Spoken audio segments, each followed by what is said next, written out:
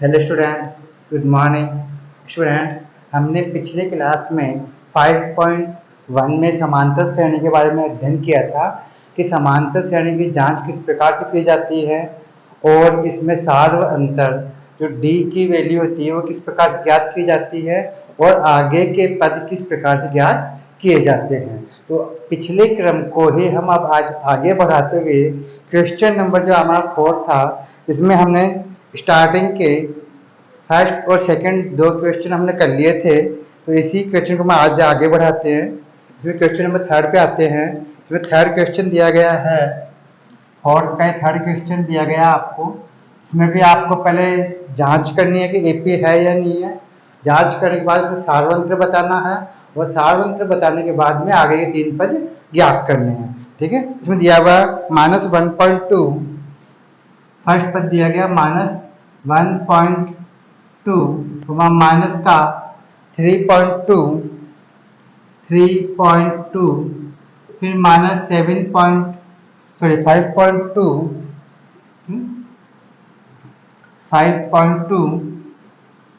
-7.2 and dates. इस तरह से कोई श्रेणी है जिस क्रम में आगे जाती जा रही है। अब आपको ये जांच करनी है कि समांतर श्रेणी है या नहीं है। ठीक है, तो मैंने आपको कहा था पिछली क्लास के अंदर समांतर श्रेणी यानी एपी किसी भी श्रेणी को तब कहा जाता है जब उनमें क्रमागत पदों में मतलब क्रम से आने वाले पदों का अंतर एक समान हो। जैसे इन दोनों का अंतर एक समान होना चाहिए, इन दोनों का अंतर भी वही आना चाहिए, इन दोनों का अंतर भी वही आना चाहिए। सबसे पहले हम जांच करेंगे कि ये एपी है या नहीं है। पहले क्या करेंगे, जांच करेंगे कि समांतर श्रेणी है या नहीं है। ठीक है, अब जांच कैसे करेंगे अपन देखिए। हम जांच करेंगे डी की वैल्यू ज्ञात करके। तो पहले लिखेंगे a2 माइनस a1, लिखेंगे d equal to a2 minus a1। a2 minus a1 दूसरे पद में से पहले पद को हम माइनस करेंगे सबसे पहले। तो जगह d इक्वल टू a2 की वैल्यू है यहाँ पे माइनस का 3.2, फिर माइनस a1 की वैल्यू है माइनस का 1.2, जगह d इक्वल टू माइनस 3.2, जगह प्लस का 1.2। इन दोनों में क्या होगा, सब्सट्रैक्शन होगा, घटाव होगा। तो माइनस करने पर आपको d की वैल्यू प्राप्त हो जाएगी 2.0। क्या प्राप्त हो जाएगी, 2.0 माइनस का 2.0 या केवल हम 2 भी कह सकते हैं। जब इनमें दो डिजिट का अंतर है। तो अब हम देखते हैं आगे। तो हमने a2 माइनस a1 किया था, अब हम करेंगे a3 माइनस a2। ठीक है, तो मैं लिखा d equal to a3 minus a2। अब इनका भी डिफरेंस जो है वो यही आना चाहिए अगर समांतर श्रेणी है तो। ठीक है, तो d इक्वल टू a3 का मान है यहाँ पे माइनस का 5.2 माइनस a2 का मान है माइनस का 3.2। तो यहाँ जाएगा d equal to minus 5.2 plus 3.2। तो यहाँ जाएगा d इक्वल टू माइनस का 2.0। मतलब इसमें भी वही सारवंत्र आ रहा जो आपके a2 माइनस a1 करने पे प्राप्त हुआ था। अब इस चौथे पद और तीसरे पद का भी हम डिफरेंस देख लेते हैं। इसका भी सारवंत्र वही आ रहा है या कहीं अलग तो नहीं आ रहा। ठीक है, लिखेंगे d equal to a4 minus a3।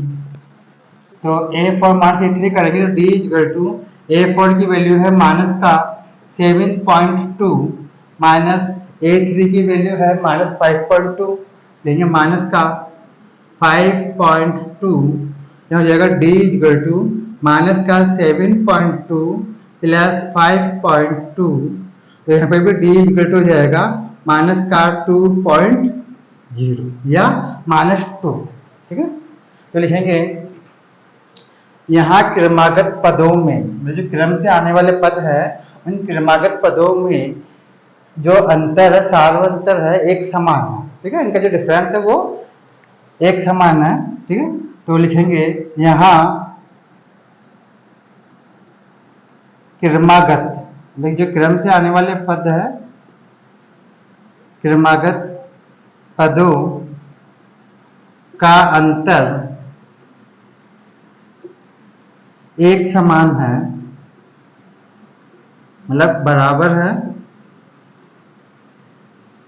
अतः दी गई श्रेणी समांतर श्रेणी है।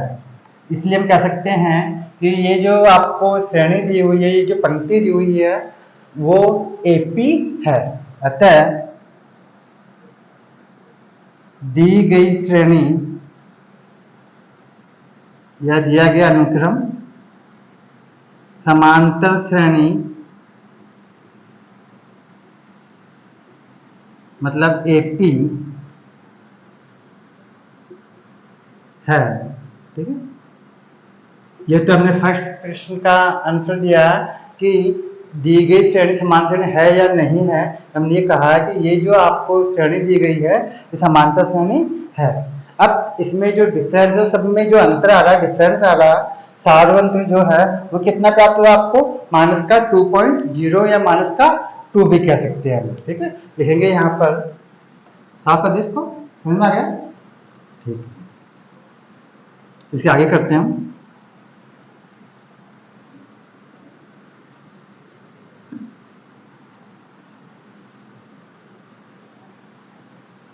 अब सेकंड प्रश्न आपको इसमें दिया गया था, इसका सार्वंत्र ज्ञात कीजिए। तो हम सार्वंत्र ज्ञात कर लिया, लिखेंगे यहाँ पे सार्व अंतर इसी श्रेणी का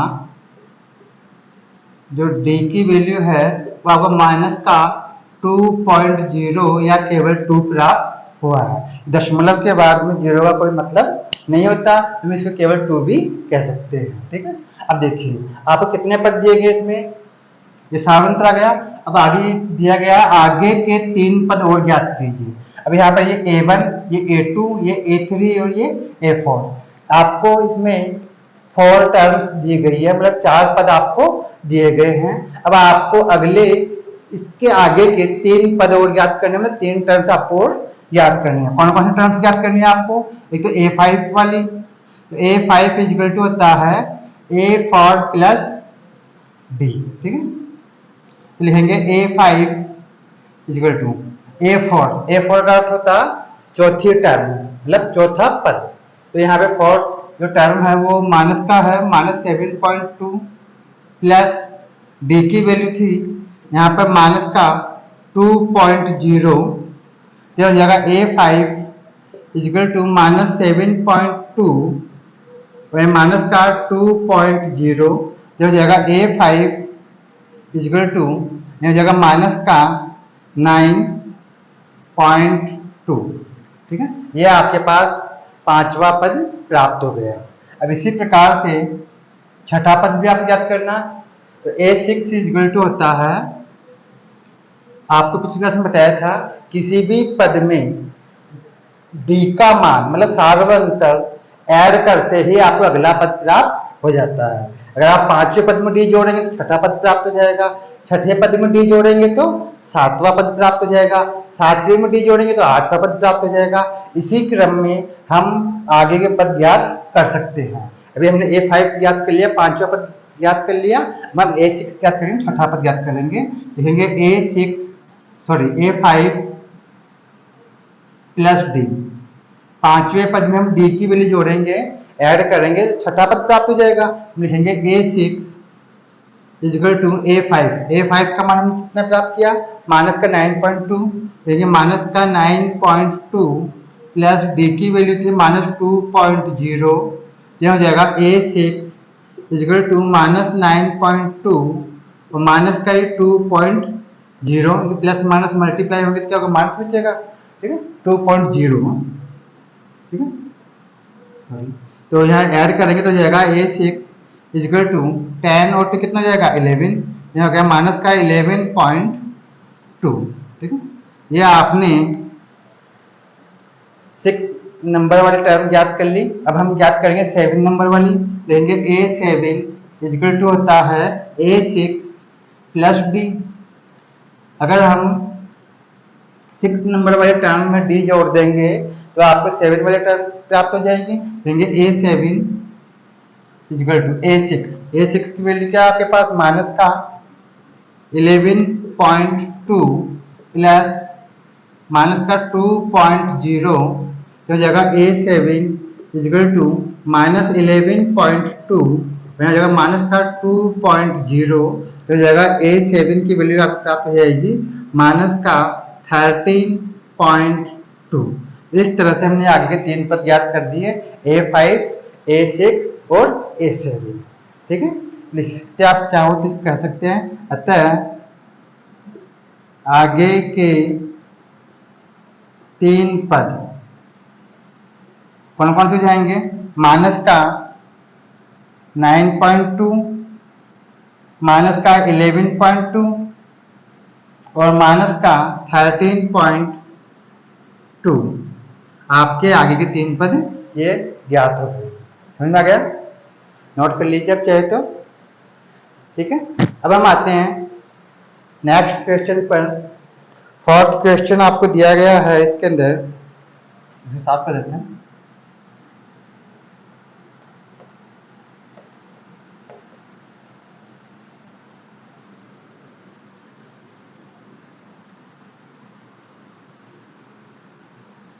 अब आ जाइए फोर्थ क्वेश्चन पर, जिसमें आपको दिया गया -10।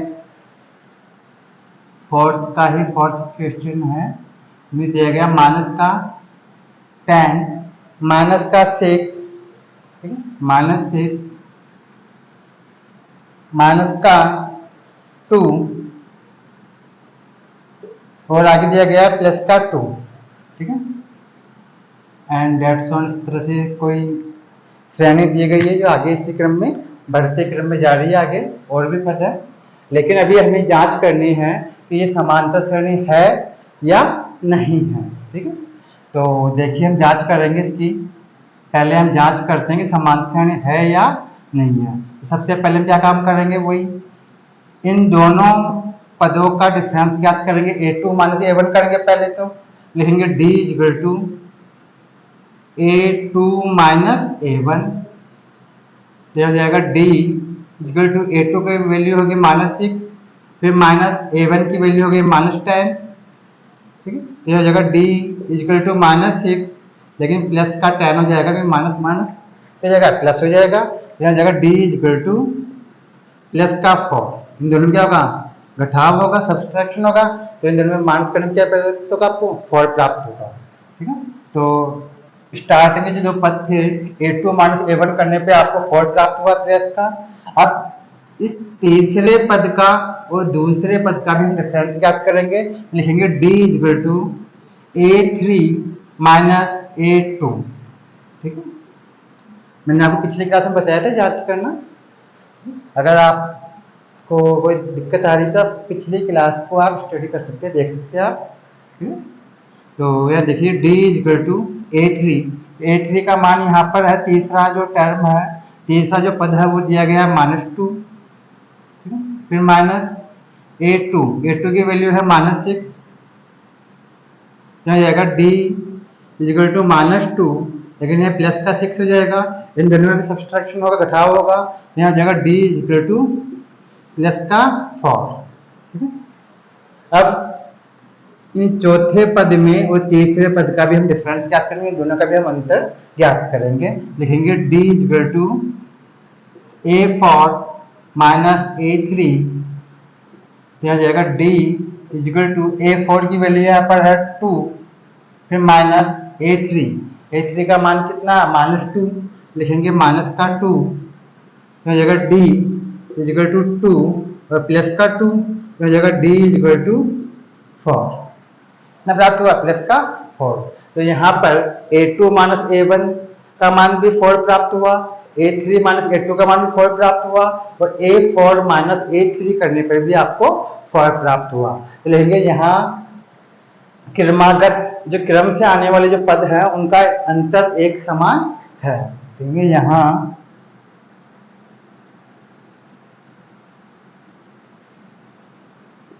क्रमागत पदों का अंतर एक समान है।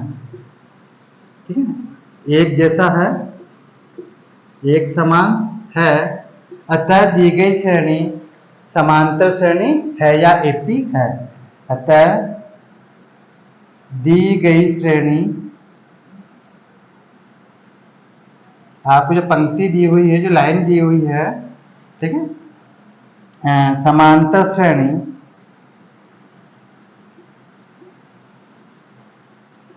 मतलब एपी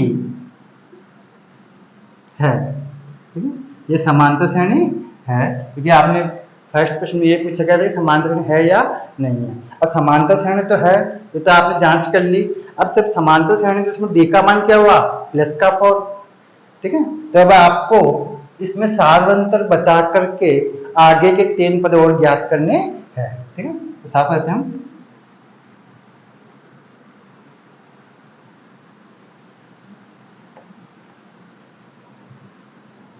तो इस समांतर श्रेणी में आपको जो सारवंतर प्राप्त हुआ था, इसमें जो सारवंतर मतलब जो डी की वैल्यू प्राप्त हुई थी वो कितनी प्राप्त हुई थी आपको, प्लस का 4, ठीक है।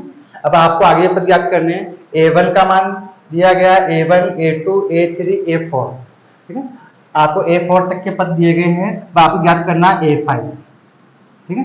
a5 इक्वल टू क्या हो जाएगा, a4 प्लस d, तो लिखेंगे a5 इक्वल टू a4 की वैल्यू क्या है 2 प्लस d, डिफरेंस कितने कितने का था इनमें, 4 का।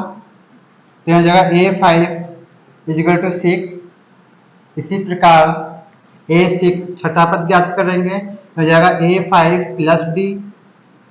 पांचवें पद में हम d जोड़ेंगे, ऐड करेंगे तो कौन सा पद प्राप्त हो जाएगा, छठा पद, 6 नंबर वाली टर्म प्राप्त हो जाएगी। तो a6 इक्वल टू a5 की वैल्यू हम जस्ट ज्ञात किए 6 है, तो हो जाएगा 6 प्लस d की वैल्यू 4, हो जाएगा a6 इक्वल टू 10। अब एक पद आपको और ज्ञात करना a7, देंगे a7 equal to a6 plus d, जो हो जाएगा a7 इक्वल टू जो छठे नंबर का जो पद है वो आपके पास है 10, तो यह हो जाएगा 10 प्लस 4, जो डी की वैल्यू क्या 4, मेरा सारवंतर कितने का था 4 4 का था, तो यह जगह a7 इक्वल टू 14। तो आता है एपी के आगे के 3 पद, आगे के 3 जो पद है वो आपके पास में हो गए 6 10 और 14, लेकिन इनमें भी वही डिफरेंस आएगा जो आपके पहले के पदों में आया था, ठीक है, क्योंकि हमने उसी समांतर श्रेणी को आगे बढ़ाया है, ठीक है। अब हम आते हैं नेक्स्ट क्वेश्चन पर, जस्ट इसके आगे दिया गया 5, समझ में आ रहा होगा, ठीक है।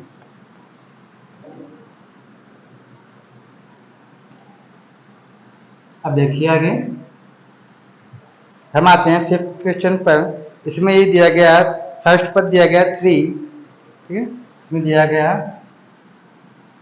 4th का 5th क्वेश्चन दिया गया, जो पहला पद दिया गया 3, सेकंड इसमें दूसरा जो टर्म दिया गया वो दिया गया 3 प्लस रूट 2, 3 प्लस रूट 2, ये सेकंड टर्म है, इसको मैं ब्रैकेट लगा देता हूँ ताकि आप समझने में आसानी रहेगी, ठीक है।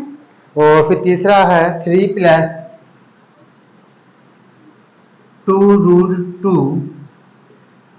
और जो चौथी टर्म है वो दी गई है आपके पास 3 प्लस 3 रूट 2, ठीक है, 3 प्लस 3 रूट 2। और इसी क्रम में आपको समाधान आगे की तरफ बढ़ते क्रम में जारी है। तो पहले हमें आपको जांच करनी है कि एपी है या नहीं है, तो हम जांच इसी प्रकार करेंगे जैसे हम अभी पिछले सवाल में की थी। लिखेंगे जांच,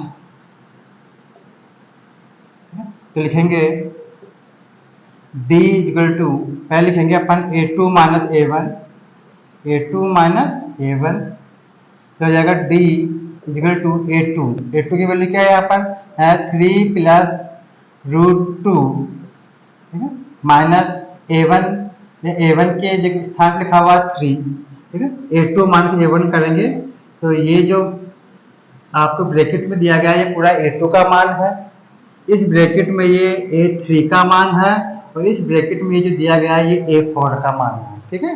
तो यहाँ पे a2 माइनस a1 करेंगे तो जगह d equal to 3 plus root 2 minus 3, अब 3 एक प्लस का एक 3 माइनस का, तो 3 से 3 कैंसिल हो जाएगा, 3 में से 3 गया तो क्या हो गया 0, क्या बच गया √2, तो जगह d इक्वल टू हो गया √2।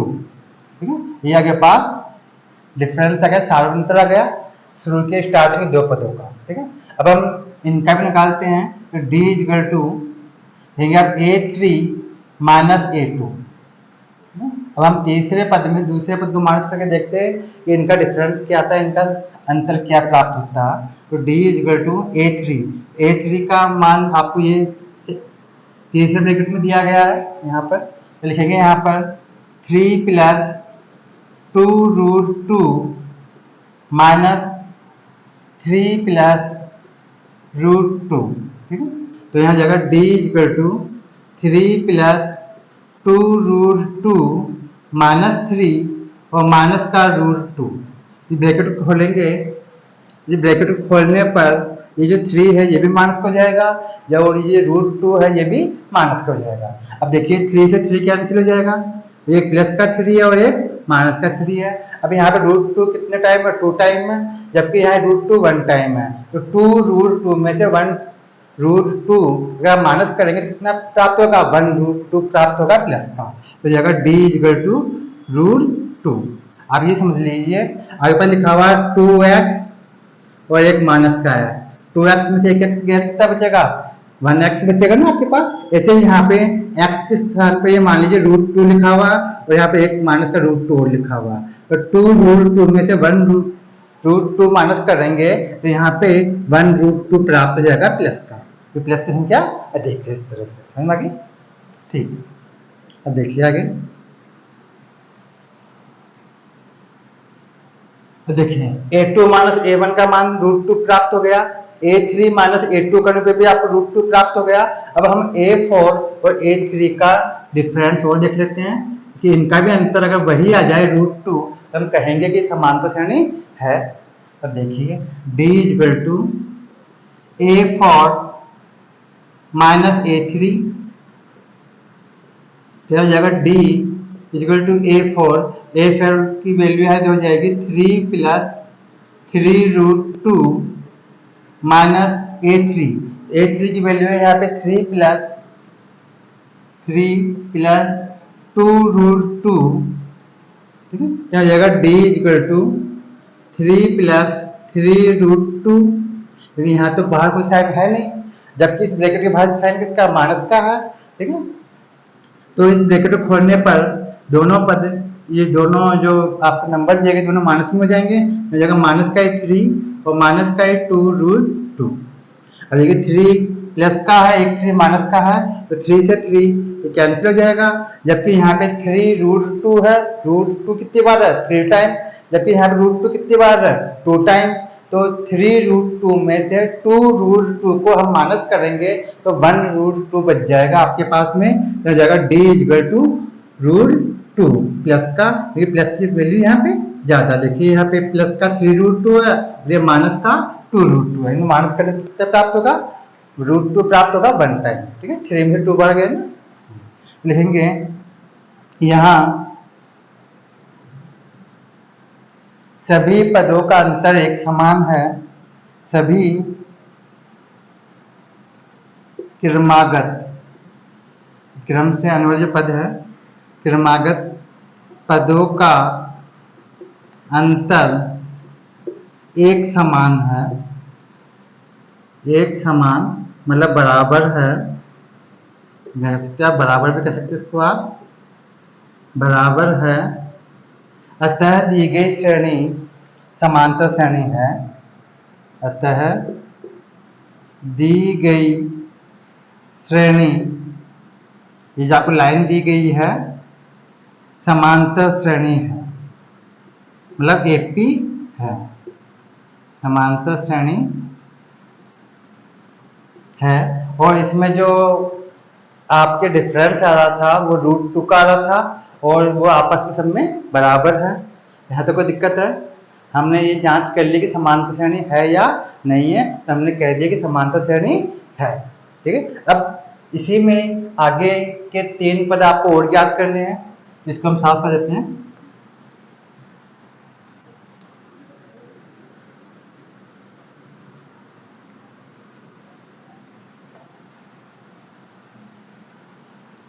यहाँ पर आपके जो सार्वंतर आया था,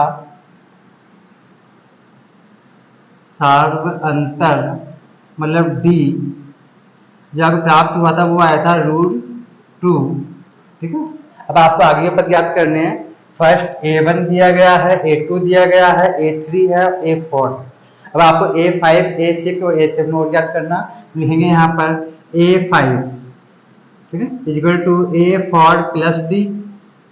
चौथे पद में अगर हम डी जोड़ेंगे तो पांचवा पद प्राप्त हो जाएगा आपको, हो जाएगा A5 equal to A4। A4 का मान क्या है यहाँ पर 3 प्लस 3√2 प्लस डी की वैल्यू क्या है, जो डी की वैल्यू भी कितनी है √2 है, तो हो जाएगा A5 इक्वल टू 3। अब यहाँ 3√2 और एक ये √2 कितनी बार हो गया √2 4 टाइम, लिखेंगे प्लस 4√2।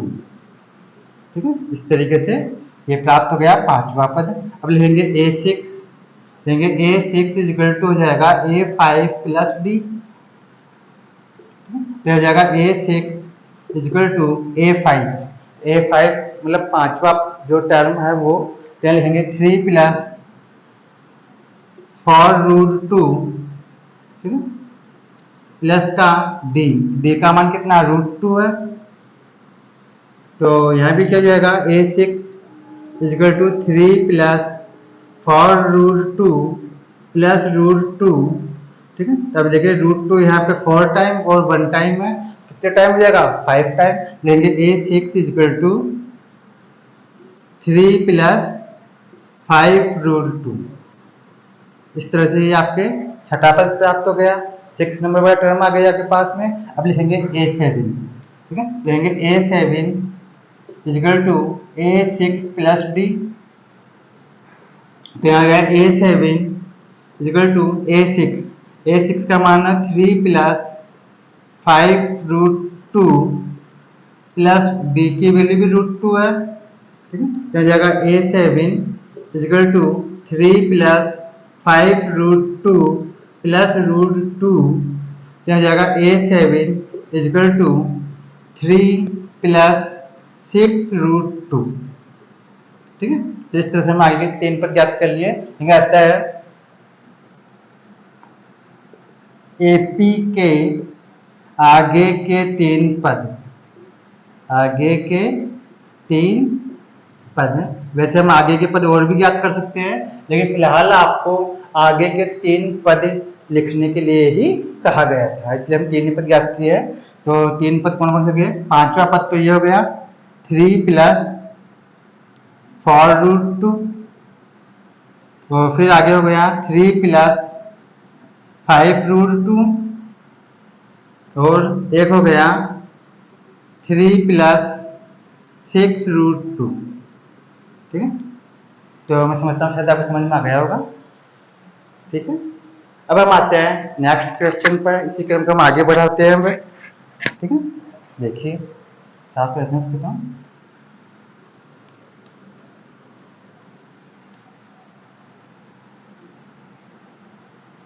ये हम 4th क्वेश्चन के कर रहे हैं ये अभी।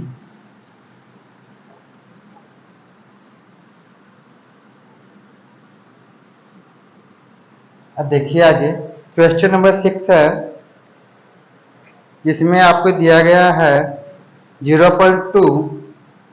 क्वेश्चन नंबर 6 है, इसमें दिया गया है 0.2, 0.22, फिर इसका आगे दिया गया है 0.222, फिर आगे दिया गया है 0.222 और एक बार 2 है। ठीक है, इस तरह से आपको एक कोई ये क्रम दिया गया है।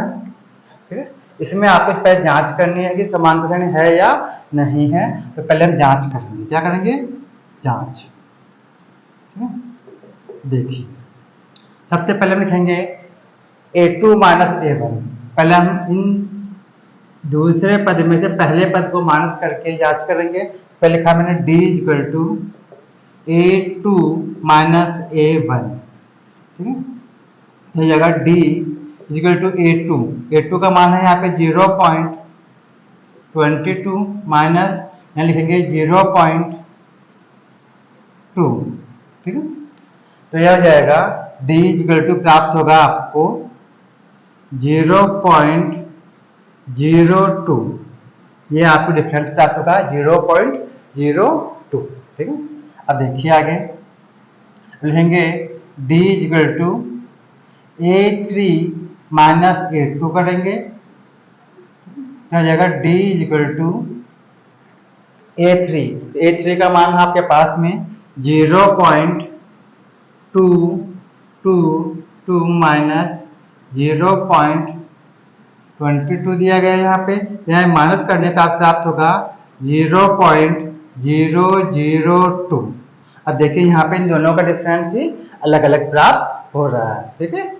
इनको आप सब्सट्रैक्शन करेंगे, घटाव करेंगे तो आपको प्राप्त होगा 0.002 प्राप्त होगा, ठीक है। एक और देख लेते हैं हम फिर भी, तो इन दोनों का डिफरेंस भी अलग आ गया, तो वैसे हम यहाँ भी मना कर सकते हैं कि जब दो क्रमागत पदों का अंतर ही अलग अलग आ रहा है तो ये समांतर श्रेणी कैसे हो सकती है, ठीक है। फिर भी मैं आपको ज्ञात नहीं बताता हूँ आपको, यह जगह D equal to A4 minus A3, इसको भी हम ज्ञात तो कर लेते हैं। तो जगह D इक्वल टू A4, यहाँ पर है 0.4 टाइम 2 है, माइनस लिखा हुआ 0.3 टाइम 2, ठीक है। तो यहाँ जगह D की वैल्यू आप याद करेंगे तो जगह 0.00002 प्राप्त होगा आपको, ठीक है। तो यहाँ देखिए यहाँ पे 0.02 था, जबकि यहाँ पे 0.002 प्राप्त हुआ घटाव करने पर, जबकि यहाँ पे 0.0002 प्राप्त होगा, ठीक है। तो यहाँ पर जो क्रमागत पद है उनका अंतर एक समान नहीं है, ठीक है। यहाँ जो क्रम से आने वाले पद है पदों का अंतर एक समान नहीं है क्या, एक समान नहीं, ठीक है। अतः दी गई श्रेणी, ये जो आपको लाइन दी गई है, ये श्रेणी दी हुई है, ये समांतर श्रेणी नहीं है, ठीक है। अतः दी गई श्रेणी, मतलब ये जो लाइन दी गई है समांतर श्रेणी, मतलब AP, ठीक है, नहीं है, ठीक है। ये जब AP नहीं है तो इसके आगे के 3 पद हम ज्ञात नहीं कर सकते और न ही हम इसमें सारवंतर कह सकते हैं, क्योंकि यहाँ पे 3 प्रकार के आपको सारवंतर प्राप्त हो रहे हैं, 0.02, 0.002, 0.0002। हम किसी को भी सारवंतर नहीं कह सकते। तो सारवंतर का मतलब होता है सभी पदों का अंतर एक समान हो, उसी को हम सारवंतर कहते हैं। जबकि यहाँ पे स्टार्ट में 2 पदों का डिफरेंस अलग प्राप्त हो रहा है, इन दोनों का जो डिफरेंस है, इन दोनों का अंतर है वो अलग प्राप्त हो रहा है, तो इन दोनों पदों का अंतर अलग प्राप्त हो रहा है, इसलिए हम कहेंगे समान श्रेणी नहीं है। जब समान श्रेणी नहीं है तो ये क्वेश्चन आपका यहीं पे समाप्त हो गया, जिसमें आगे के 3 पद हम ज्ञात नहीं कर सकते, ठीक है, समझ में आ गया। अब हम आते हैं क्वेश्चन नंबर 7 पर, ठीक है। देखिए आगे,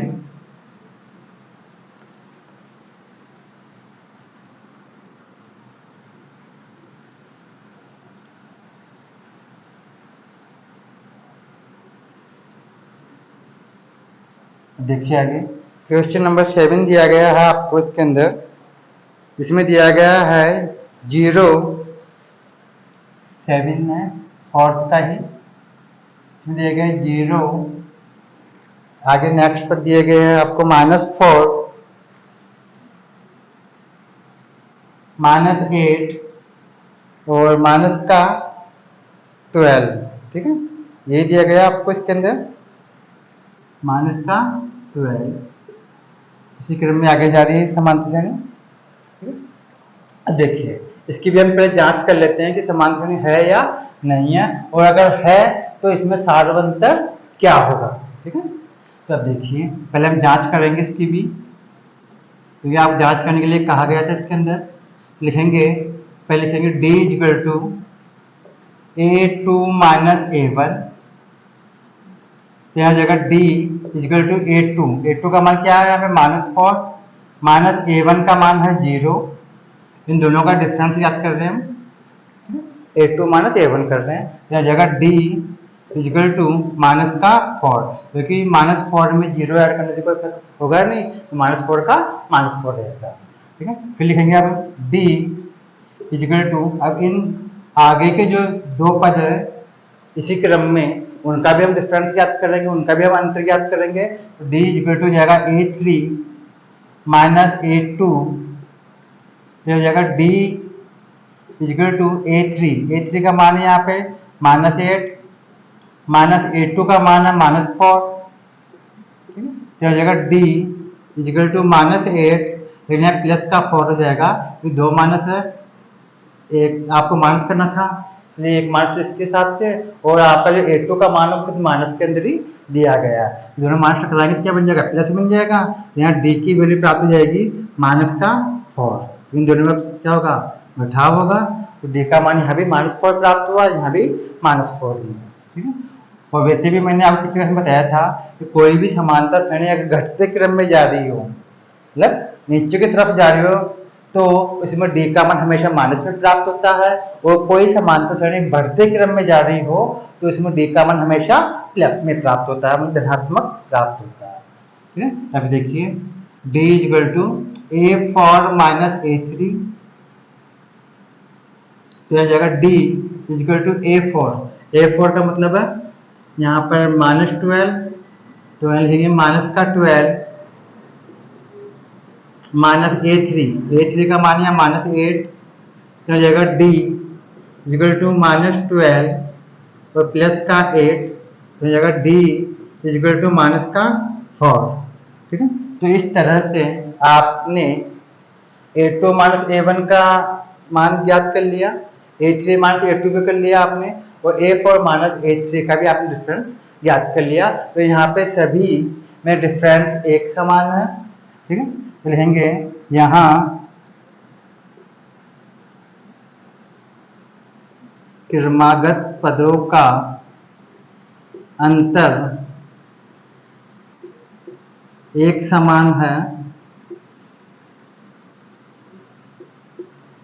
एक समान है, अतः दी गई श्रेणी, अतः दी गई श्रेणी समांतर श्रेणी, समांतर श्रेणी मतलब एपी है। ठीक है, और इसमें जो सार्वंतर होगा वो तो कितना होगा आपके पास, -4।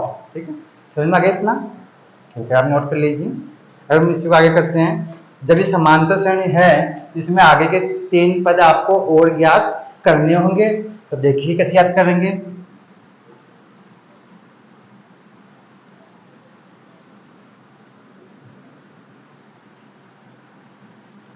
इसमें जो सार्वंत्र प्राप्त हुआ आपको, इसे हम बोलते हैं d, वो आपको प्राप्त हुआ है -4। ठीक है, अब आगे पद ज्ञात करने हैं, मतलब आपको a4 तक की वैल्यू ज्ञात है, तो आपको a5 a6 और a7 ज्ञात करना है। लिखेंगे a5 is equal to a4 plus d, यह जाएगा a5 इजकल टू a4 की वैल्यू है -12 प्लस d की वैल्यू है -4, सार्वंतर, तो यहाँ जगह a5 इजकल टू -12, तो यहाँ प्लस माइनस अपन मल्टीप्लाई होंगे तो क्या हो जाएगा, -4 बचेगा, तो यहाँ हो जाएगा a5 इजकल टू -12 है और -4 है, तो जगह -16। अब निकालेंगे हम a6 की वैल्यू, कहेंगे a6 is equal to a5 plus d, तो a6 का मतलब है छठे नंबर का जो टर्म पद है वो, तो A5 की वैल्यू हमने ज्ञात कर ली -16, देंगे माइनस का 16 प्लस डी की वैल्यू, या डी की वैल्यू -4 है, देंगे -4, तो जगह A6 equal to -16 plus minus की जगह माइनस और माइनस का 4, A6 इक्वल टू जगह माइनस का 20, क्योंकि इन दोनों में ऐड होगा तो माइनस का 20 प्राप्त होगा इस तरह से। और अब लिखेंगे A7 equal to A6 plus D, हो जाएगा A7 equal to -20 plus D की वैल्यू -4, माइनस का 4, हो जाएगा A7 इक्वल टू -20 माइनस का 4, तो A7 इक्वल टू जाएगा माइनस का 24। देखिए इनमें भी वही डिफरेंस है जो आपके स्टार्टिंग के पदों में था। ठीक है, देंगे आता है AP के आगे के 3 पद क्या हो गए आपके पास में, वो हो गए -16 -20 और माइनस का 24।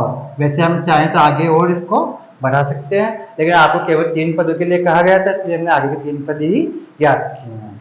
तो हमें समझता हूँ शायद आपको समझ में आ गया होगा। ठीक है, अब देखिए आगे, अब हम आते हैं क्वेश्चन नंबर 8 पर।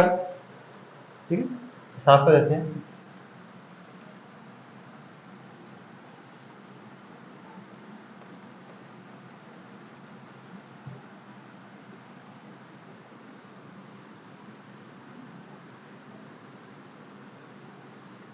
अब क्वेश्चन नंबर 8 आपको दिया गया है, इसमें दिया गया है माइनस का 1/2, -1/2, फिर -1/2, फिर माइनस का 1/2, और यहाँ भी माइनस का 1/2। ठीक है, अब आप ध्यान से देखेंगे तो यहाँ पर जब डिफरेंस याद करेंगे तो यहाँ पे सार्वंत इनमें 0 का डिफरेंस है। ठीक है, अब 0 डिफरेंस कैसे है, क्योंकि इनमें कोई भी अंतर नहीं है। फर्स्ट जो पद है वो भी माइनस का 1/2 है, सेकंड जो पद है वो भी -1/2 है, थर्ड जो पद है वो भी -1/2 है, फोर्थ भी -1/2 है। इनमें डिफरेंस क्या हुआ, 0 का डिफरेंस हो गया। तो ये समांतर श्रेणी है और इसमें 0 का सार्वंतर होगा। अब 0 आएगा कैसे वो हम ज्ञात करके बताता हूँ आपको मैं। तो पहले हम लिखेंगे यहाँ पे जांच, फिर यहाँ लिख देंगे अपन D equal to A2 minus A1। ठीक है, अब देखिए तो D इक्वल टू A2 का मतलब है -1/2, माइनस का 1/2 माइनस A1 का मान भी यही है माइनस का 1/2। ठीक है, तो यहाँ जाएगा D इक्वल टू -1/2, और ये माइनस माइनस की जगह प्लस, तो प्लस का 1/2, ये प्लस का 1/2 और माइनस का 1/2 क्या हो जाएगा, कैंसिल हो जाएगा, और D इक्वल टू क्या हो जाएगा 0। इन दोनों में क्या होगा, घटाव होगा, और 1/2 में से 1/2 जाएगा क्या बचेगा, 0 प्राप्त होगा। इस तरह से D का मान 0 प्राप्त हो गया। फिर भी हम आगे और कर लेते हैं, तो D इक्वल टू, अब लिखते हैं अपन इन दोनों का डिफरेंस अपन ज्ञात कर लिए, 0 आ गया। अब इन A3 और A2 का मान ज्ञात करते हैं, इनका डिफरेंस ज्ञात करते हैं। लेंगे A3 माइनस A2, तो यहाँ हो जाएगा D इक्वल टू A3 का मान वही माइनस का 1/2, और जो A2 है इसका भी मान वही माइनस का 1/2 हो जाएगा। तो जगह D इक्वल टू -1/2 और प्लस का 1/2, दोनों माइनस टकराएंगे तो क्या हो जाएगा, प्लस का हो जाएगा। तो इस तरह से इन दोनों में भी क्या होगा, सब्सट्रैक्शन घटाव होगा, तो ये 1/2 से 1/2 कैंसिल हो जाएगा, और D का मान क्या प्राप्त हो जाएगा, आपको 0 प्राप्त हो जाएगा इस तरह से। ठीक है, और अगर A4 और A3 का जो अंतर निकाला जाए तो वो भी आपको यही प्राप्त होगा। देंगे D equal to A4 minus A3, तो यहाँ जाएगा D इक्वल टू A4 का मान वही माइनस का 1/2 है, फिर माइनस A3 का मान भी वही 1/2, क्या हो जाएगा, डी इक्वल टू माइनस का 1/2 और प्लस का 1/2, तो इनमें भी क्या होगा, घटाव होगा। तो 1/2 से मुझे 1/2 क्या क्या क्या बच गया, 0 मतलब 0। ठीक है, तो लिखेंगे दी गई श्रेणी समांतर श्रेणी है, यहाँ सभी, साफ कर देते हैं, यहाँ क्रमागत पदों का अंतर एक समान है,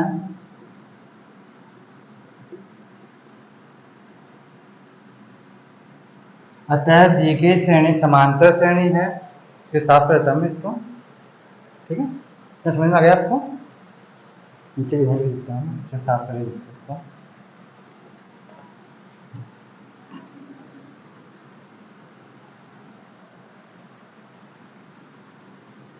यहाँ क्रमांक पदों का अंतर एक समान है, अतः दी गई श्रेणी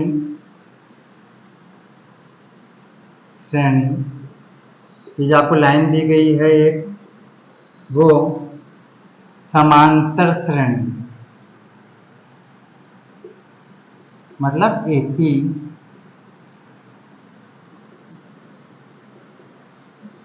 है। अब इसके आगे के 3 पद ज्ञात करने होंगे, इसको हम डायरेक्टली कर सकते हैं। देखिए इसमें आप 0 ऐड करेंगे तो -1/2 रहेगा, फिर इसमें 0 ऐड करेंगे तो -1/2 रहेगा। ठीक है, इसी क्रम में इसको हम डायरेक्टली कर देते हैं, तथा आगे के 3 पद, आगे के 3 पद हम इसको डायरेक्टली भी कर सकते हैं। क्या हो जाएंगे, माइनस का 1/2, माइनस का 1/2 और माइनस का 1/2 ही रहेंगे। ठीक है, इस तरह से, क्योंकि इसमें 0 ऐड करने में -1/2 ही आएगा, फिर इसमें 0 ऐड करेंगे तो -1/2 रहेगा, फिर 0 ऐड करेंगे तो माइनस का 1/2 ही रहेगा, क्योंकि इसमें 0 का डिफरेंस है। तो आगे के पद भी यही की इसी प्रकार से आपके आते जाएंगे। ठीक है, तो -1/2 रहेंगे। तो मैं समझता हूँ शायद स्टूडेंट्स आप समझ में आ गया होगा। नेक्स्ट क्लास में हम इसी क्वेश्चन को आगे बढ़ाएंगे। ठीक है, नमस्कार, फिर मिलेंगे।